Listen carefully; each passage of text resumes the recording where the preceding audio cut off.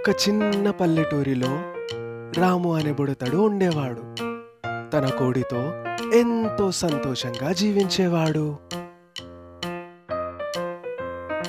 రాము ప్రతిరోజు ఆ కోడికి బియ్యం పెడుతూ నీళ్లు ఇస్తూ ఎంతో ప్రేమగా చూసుకున్నాడు. ఒకరోజు కోడి గుడ్డు పెట్టింది. అప్పుడు రాము కళ్ళు ఆనందంతో పెద్దవయ్యాయి. ఒకరోజు రాము దగ్గరికి ఓ కాపరుడు వచ్చాడు. "ఈ గుడ్డు నాది, నా కోడి పెట్టింది, నా దగ్గరికి ఇవ్వు" అని రాముతో అంటాడు. అప్పుడు రాము భయంతో వెనక్కి వెళ్తాడు. అంతలోనే రాము తండ్రి అక్కడికి వస్తాడు.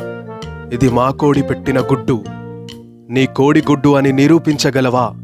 అని కాపరుడితో అంటారు.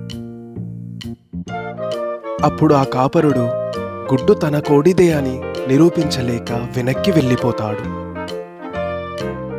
రాము చివరికి సత్యమే గెలిచిందని తెలుసుకున్నాడు.